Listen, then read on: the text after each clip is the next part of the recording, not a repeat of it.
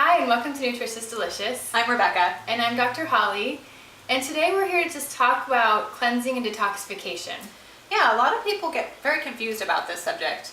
I remember thinking that cleansing meant you had to take shakes and supplements and have like 20 bowel movements a day where black tar was coming out of your body and your skin was erupting in hives. Worms are being expelled. But it's, right? People, I think, are afraid of cleansing. Yeah. Because they don't really understand what it is. Yeah, so we'd it like doesn't to have to educate be quite that intense. You know, your body actually, it knows how to cleanse. It's one of the things that you're doing all the time without even knowing it. Every cell is processing what comes in and getting rid of the toxins that it can't use. If you did not detoxify or cleanse, you would be dead in a day. Yeah. Your body would become toxic and it would poison itself.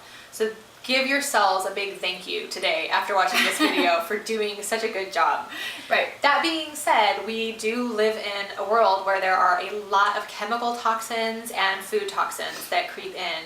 Even, you know, especially if you're having a processed diet, but even when you are eating whole foods, they can creep in via antibiotics on commercial fed animals or dairy, pesticides from fruits and vegetables, trans fats in salad dressings, but not our salad dressings. Right. We didn't even clean up after our last video because we keep eating this creamy avocado dressing. Yes, delicious. So quality dressings are definitely the way to go.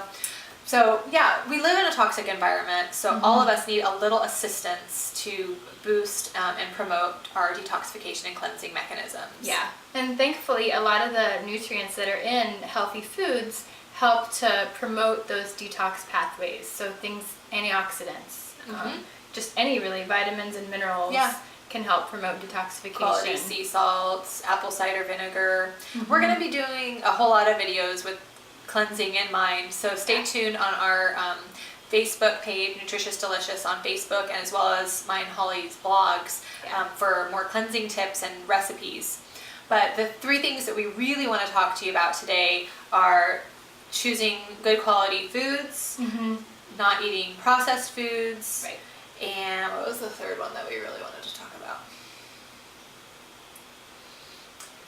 Good quality foods. Oh! Ratios of foods. Oh yeah. So how much you're eating, but also the relative amounts of carbohydrate, fat, and protein to one another. Right. So do you want to tell our audience about, talk to them a little bit about sourcing and, you know, choosing good quality foods? Like what are some especially important things that our listeners can focus on that would help to high yield? The high yield. The highest yields. Yeah. So I love to use the Environmental Working Group as a source for good information. Every year they come out with the Dirty Dozen and the Clean 15. It's not a dirty movie. It's not, sorry. The Dirty Dozen, it's a list of foods that they're the most important foods to buy organic because when they're conventionally farmed, they're the highest in pesticides. Yeah. So it changes every year.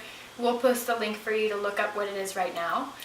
But those are the foods that you want to focus on. And then, they don't do things like animal products on the Dirty Dozen. It's just focused on produce. So So for animal products, you know, here's a couple tips for you. One is if you have to choose conventional beef or chicken or other meats, if that is an absolute for you for some reason, either accessibility or financially, then you actually, and we're both huge promoters of fat and animal fat.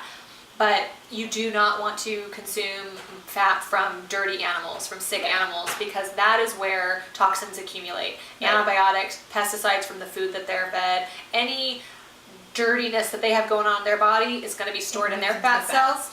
Just like it will go into your fat cells if you're consuming a lot of that from the unclean animals. So that would be one tip I have for you, and dairy as well. You know, avoid dairy as much as possible if it's conventional dairy. Growth hormones, antibiotics, and pesticides all accumulate in dairy. However, if you can get access to and afford to consume raw or organic dairy products, that's going to be a great way to go. And 100% grass-fed beef and lamb, pastured pork, and free-range chicken. No vegetarian chickens. Yeah. They like bugs. Go get some chickens Right. that ate a lot of bugs and weren't eating GMO soy or corn. Yeah. Yeah. So that would be a big tip there. The biggest food And then source tips. Processed foods. Yeah. Anything that comes in a box really is better just to be avoided. Whole foods are best. The old rule of kind of staying on the perimeter of the grocery store. If you shop in a grocery store, that's still true. Yeah, it is absolutely true. A great way that you can, prevent your body from needing to cleanse so much is by not putting more garbage into it. Yeah. So, if you can choose to, make your own salads and dressings and get some, non-conventional meat, that's a great meal for you that's not going to dump a lot of toxins into your body. Yeah. And I'd say the other way that you can over-toxify your system is by overburdening it with even healthy foods, but in the wrong proportions for you. Exactly. Or in just too much, Yeah. You can have too much of a good thing. You really can. Yeah, absolutely. So practicing mindful eating, where you're putting your fork down, you're chewing your food more thoroughly so that your body has an easier time breaking it down, and so that you're not just over-consuming, is a wonderful thing to do. Yeah. For purposes of brevity, we don't want to talk a lot about ratios of protein, fat, and carbs. You can definitely learn more about that on either of our blogs, in my book, Choosing Health, or on our Nutritious Delicious Facebook page. Yeah. Needless to say, we all have an ideal amount of protein that we need and carbs that we need and fat that we need. And that amount varies from person to person. So a wonderful introduction into that can simply be to experiment with different amounts and notice how your body reacts, either positively or negatively. Yeah, so things you would want to look for are fatigue. Energy crashes, mood changes are a big one, an early sign. Hunger.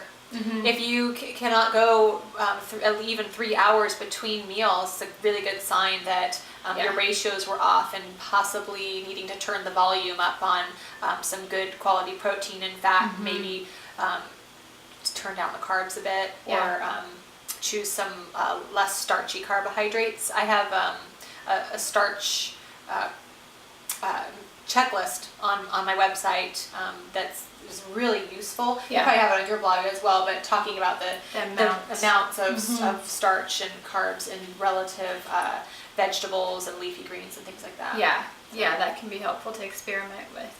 Yeah. I think that's about kind of the gist it for of this it. video. Yeah, so try to implement a couple of these principles, start the ball rolling in the right direction, and we'll have a lot more tips coming up for you. All right, thanks for joining us.